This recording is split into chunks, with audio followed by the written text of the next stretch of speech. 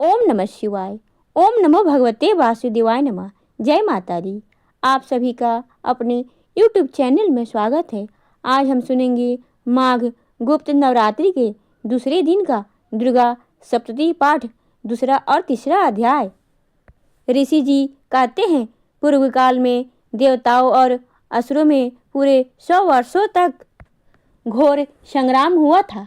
उसमें असुरों का स्वामी महिषासुर था और देवताओं के नायक इंद्र थे। उस युद्ध में देवताओं की सेना महाबली असुरों से परास्त हो गई। संपूर्ण देवताओं को जीतकर महिषासुर इंद्र बन बैठा। तब पराजित देवता प्रजापति ब्रह्मा जी को आगे करके उस स्थान पर गए जहाँ भगवान शंकर और विष्णु विराजमान थे। देवताओं ने महिषासुर के पराक्रम तथा अपनी पराजय का यथावत वृतांत उन दोनों दिव्येश्वर से विस्तार पूर्वक कह सुनाया। वे बोले, भगवान महिषासुर सूर्य, इंद्र, अग्नि, वायु, चंद्रमा, यम, वरुणा तथा अन्य देवताओं से भी अधिकार छीनकर स्वयं ही सब का अधिष्ठाता बन बैठा है। उस दुरात्मा महिष ने समस्त देवताओं को स्वर्ग से निकाल दिया है। अब वे मनुष्य की भांति पृथ्वी पर विचरते हैं। दैत्यों की यह सारी करतूत हमने आप लोगों से कह सुनाई। अब हम सब आपकी शरण में आए हैं, उसके वध का कोई उपाय सोचिए। इस प्रकार देवताओं के वचन सुनकर भगवान विष्णु और शिव ने दैत्यों पर बड़ा क्रोध किया। उनकी भवें तन गई और मुंह टेढ़ा हो गया।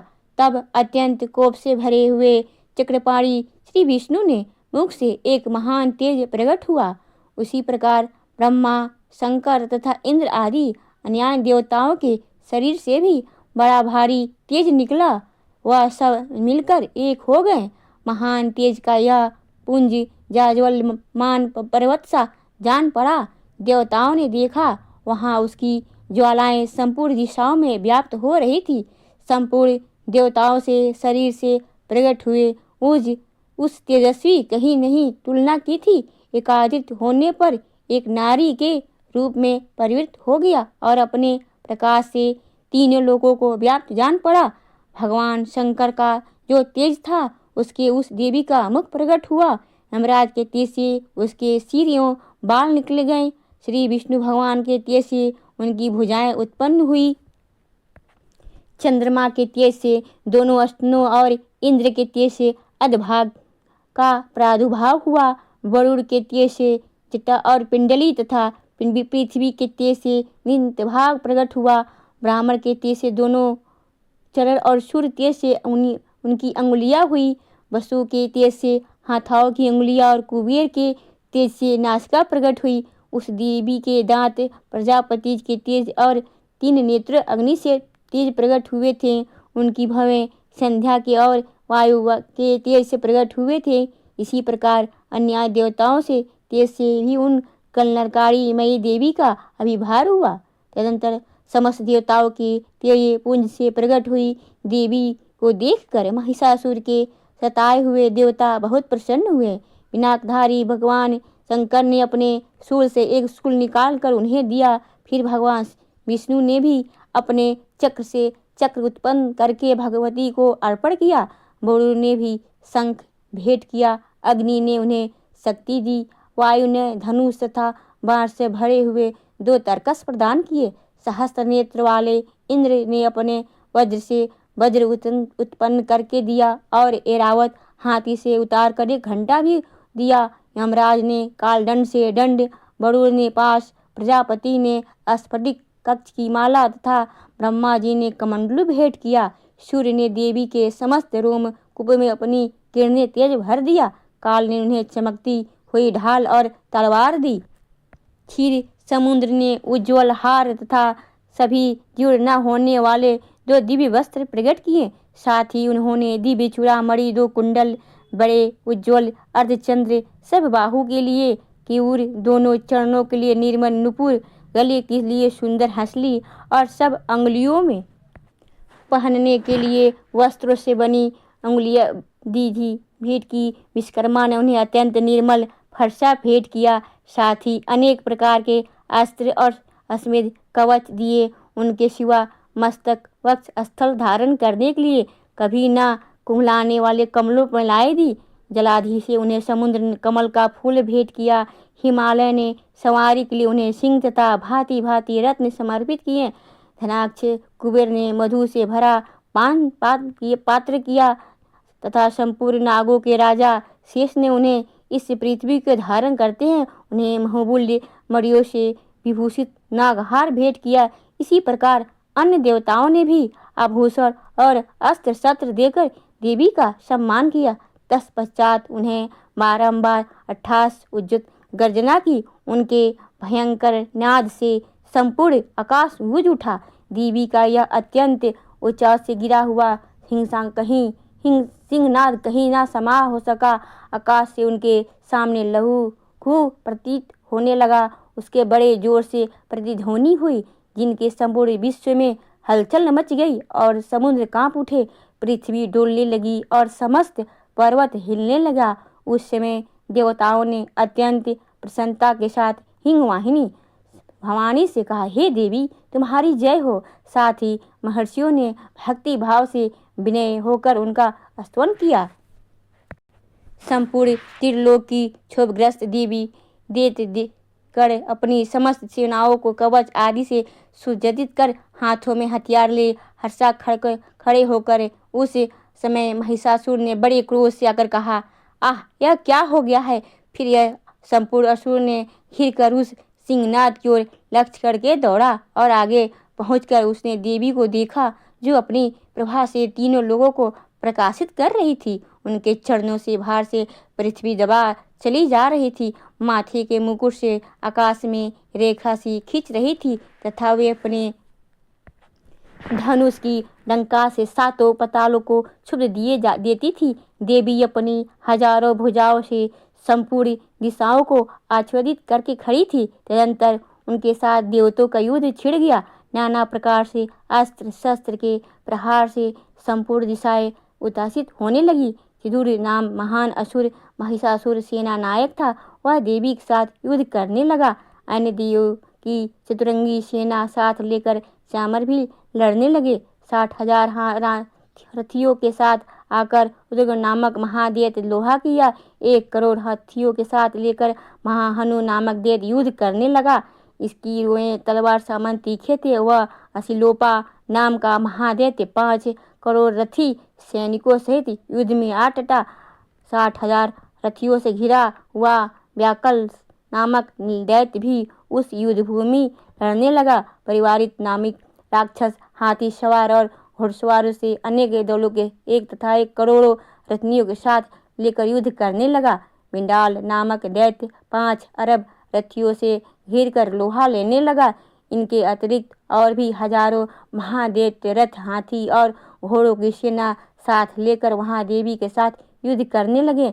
स्वयं महिषासुर उन रणभूमि में कोटि कोटि सहस्त्र रथ हाथी और घोड़ों की सेना से घिरा हुआ था। वे दैत्य देवी के साथ तोमर भिंदीपाल शक्ति मूसल खंड परशु और सटिस आदि अस्त्र शस्त्र का प्रहार करते हुए युद्ध कर रहे थे। कुछ दैत्यों ने उन पर शक्ति का प्रहार किया। कुछ लोगों ने पास फेंके तथा कुछ दूसरों देवताओं ने खड़ग प्रहार करके देवी को मार डालने का उद्योग किया। देवी ने भी क्रोध से भरकर खेल खेल में ही अपने अस्त्र शस्त्र की वर्षा करके देवताओं के समस्त अस्त्र शस्त्र काट डाले। उनके मुख पर परिश्रम या थकावट रंचमात भी नहीं था। देवता और ऋषि उनकी स्तुति कर रहे थे और वे भगीरथी परमेश्वरी दैत्यों के शरीर पर अस्त्र शस्त्र वर्षा करती रही। देवी का वहां सिंह भी क्रोध में भरकर गर्दन के बालकों को हिलाता हुआ असुरों की सेना इस प्रकार विचरने लगा मानो वनों में दानव दल फैल रहा हो। रणभूमि दैत्यों के साथ युद्ध करती हुई अंबिका देवी ने जितने निश्वास छोड़े वे सभी तत्काल सैकड़ों हजारों घोड़ों के रूप में प्रकट हो गए और परशु भिंदीभाल खड़ग तथा पटिस आदि शस्त्र द्वारा असुरों का सामना करने लगे।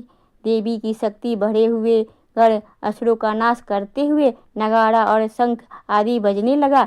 उन संग्राम महोत्सव में इतने ही गढ़ मृदंग बजा रहे थे। तदनंतर देवी ने त्रिशूल से, गदा से, शक्ति की वर्षा से और खड्ग आदि के सैकड़ों महादैत्यों का संहार कर डाला। कितने को घंटे भयंकर नाद से मूर्छित करके मार गिराया। बहुतेरे दैत्यों को पास से बांधकर धरती पर घसीटा।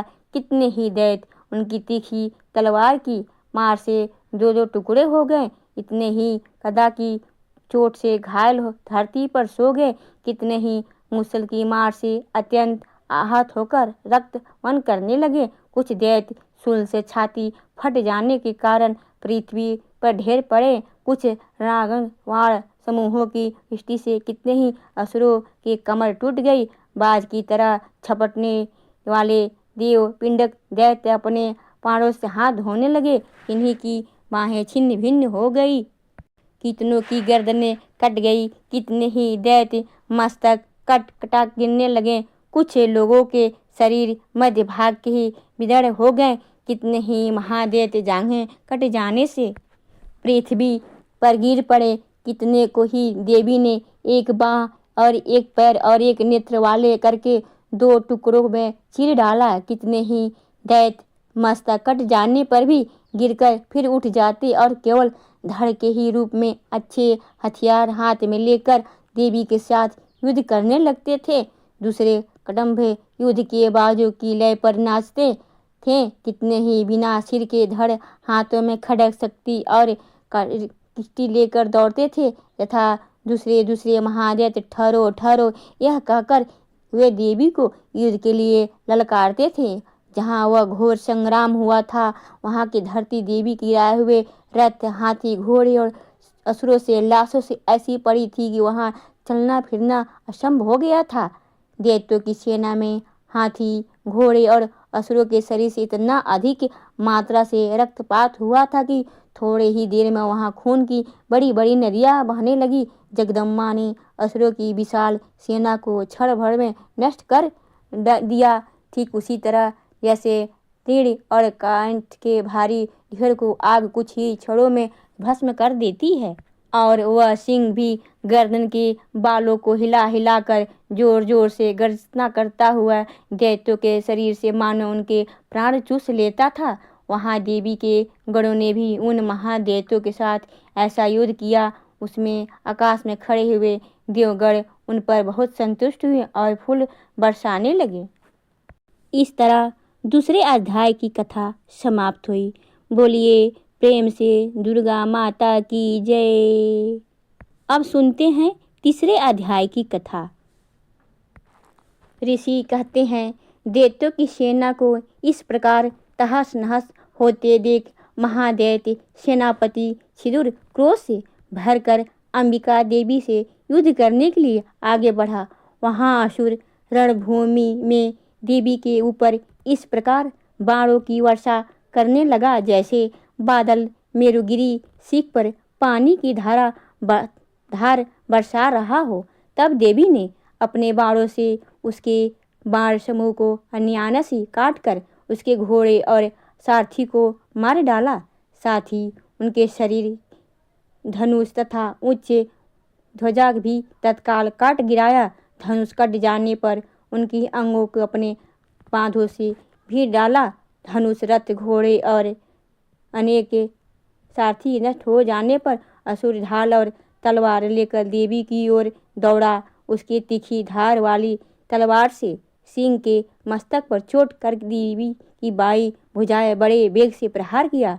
राजन देवी की वहां पर पहुंचते ही वह तलवार टूट गई। फिर तो क्रोध से लाल आंखें करके उस राक्षस ने शूल हाथ में लिया और उसे उस दैत्य महादैत्य ने भगवती भद्रकाली के ऊपर चलाया। वह शूल आकाश से गिरते ही सूर्यमंडल की भांति अपने तेज से प्रज्वलित हो उठा। उस शूल को अपनी ओर आते देख देवी ने भी शूल का प्रहार किया। उससे राक्षसों के शूल के सैकड़ों टुकड़े हो गए। साथ ही महादैत्य छिदुर की भी ध्वजिया उड़ गई। वह प्राणों से हाथ धो बैठा। महिषासुर ने सेनापति उस महाप्रकर्मी छिदुर के मारे जाने पे देवताओं को पीड़ा देने वाला चामर हाथी पर बैठ आया। उसने भी देखा कि देवी के ऊपर शक्ति का प्रहार किया, किंतु जगदम्मा ने उसे अपने हुंकार से ही आह्वा एवं निष्प्रह करके तत्काल पृथ्वी पर गिरा दिया। शक्ति टूटकर गिरी हुई देख चामार को बड़ा क्रोध हुआ। तब उसने शूल उठाया, किंतु देवी ने उसे भी अपने बाणों द्वारा काट डाला। इतने में ही देवी का सिंह उछलकर हाथी के मस्तक पर चढ़ बैठा और उस दैत्य के साथ खूब जोर लगाकर वायुयुद्ध करने लगा। वे दोनों लड़ते लड़ते हाथी के से पृथ्वी पर आ गिरे और अत्यंत क्रोध से भरकर एक दूसरे बड़े भयंकर प्रहार करते हुए लड़ने लगे। तदंतर सिंह बड़े वेग से आकाश की ओर उछला और इधर से उधर गिरते अपने पंजों की मार से चमार का सिर धड़ से अलग कर दिया। इस प्रकार उद्धम भी शिला और वृक्ष आदि की मार खाकर रणभूमि में देवी के हाथ से मारा गया तथा कराल भी दांतों, मुक्कों और थप्पड़ों की चोट से धराशाही हो गया। क्रोध से भरी हुई देवी ने गदा की चोट से उद्धत का कमूचर निकाल दिया। दीपाल ने वास्कल की तथा वाणों से ताम्र और अनपट के घाट उतार दिए। 3 नेत्र वाली परमेश्वरी त्रिशूल से उग्राशय, उग्रवीर तथा महाहनु नामक दैत्यों को मार डाला। तलवार की चोट से मृणाल के मस्तक के धड़ से काट गिराया। दुर्धर और दुर्मुख इन देवी दोनों को भी अपने प्राणों से यमलोक भेज दिया। इसी प्रकार अपनी सेना का संहार होता देख महिषासुर ने भैंसों का रूप धारण करके देवी के गढ़ों को त्रास देना प्रारंभ कर दिया। किन्हीं को थूथून से मारकर, किन्हीं को ऊपर खूरों का प्रहार करके, किन्हीं पूंछे से चोट पहुंचाकर, कुछ को सिंहों से विदर करके, कुछ गढ़ों को वेग से, किन्हीं को हिंगनाद से, कुछ को चक्कर देकर और कितनों को निश्वास वायु के झोंके से धराशायी कर दिया। इस प्रकार गौड़ों की सेना को गिराकर वह असुर महादेवी के सिंह को मारने के लिए झपटा। इससे जगदम्मा को बड़ा क्रोध हुआ। इधर महापराक्रमी महिषासुर भी क्रोध से भरकर धरती को खुरों से खोदने लगा तथा अपने सिंहों से ऊंचे ऊंचे पर्वत को उठाकर फेंकने लगा और गर्जना करने लगा। उसके वेग से चक्कर देने वाले कारण पृथ्वी क्षुब्ध होकर फटने लगी। उसकी पूंछ से टकराकर समुद्र सब ओर से धरती को डुबाने लगा। हिलते हुए सिंह के आघात से विदीर्ण होकर बादों से टुकड़े टुकड़े हो गए। उसके श्वास की प्रचंड वायु से वेग उड़े हुए सैकड़ों पर्वत आकाश से गिरने लगे। इस प्रकार क्रोध से भरे हुए उस महादैत्य को अपनी ओर आते देख चंडिका ने उसका वध करने के लिए महान क्रोध किया। उन्होंने पास फेंककर उस महान असुरों का बांध लिया। उस महासंग्राम बढ़ने जाने पर उसके भैंसों का रूप धारण किया और तत्काल सिंह के रूप में वह प्रकट हो गया। उस अवस्था में जगदम्मा ज्यों ही उसका मस्तक काटने के लिए उद्यत हुई, त्यों ही वह खड्गधारी पुरुष के रूप में दिखाई देने लगा। तब देवी ने तुरंत बाणों की वर्षा करके ढाल और तलवार के साथ उस पुरुष को भी बांध डाला। इतने में वह महान गजराज के रूप में परिणत हो गया तथा अपने सूंड से देवी के विशाल सिंह को खींचने और गरजने लगा। खींचते समय देवी ने तलवार से उसकी सूंड काट डाली। तब उस महादेव ने पुनः भैंसों का शरीर धारण कर लिया और पहले ही भांति चराचर प्राणियों सहित तीनों लोगों को व्याकुल करने लगा। तब क्रोध से भरी हुई जगदम्मा चंडिका बार बार उदम मधुपान करने और लाल आंखें करके हंसने लगी। इधर वह बल और पराक्रम से मद से उत्पन्न हुआ राक्षस गरजने लगा और अपने सिंहों से चंडी के ऊपर पर्वत को फैलने लगा। उस समय देवी अपने बाणों के समूह से उसके फेंके हुए उस पर्वतों को चूर करती हुई बोली। बोलते समय उनका मुख मधु की मद से लाल हो रहा था और बाड़ी लखड़ा रहा था। देवी ने कहा, ओ मूढ़, मैं जब तक मधु पीती हूँ तब तक तू क्षण भर के लिए खूब गरज ले। मेरे हाथ से ही तेरी मृत्यु हो जाने पर अब सीढ़ी देवता भी गर्जना करेंगे। ऋषि कहते हैं, यह कहकर देवी उछली और उस महादैत्य के ऊपर चढ़ गई। फिर अपने पैरों से उसे दबाकर उसे शूल से उसके कंठ से आघात किया। उसके पैरों से दबा होने पर भी महिषासुर अपने मुख से दूसरे रूप में बाहर आने लगा।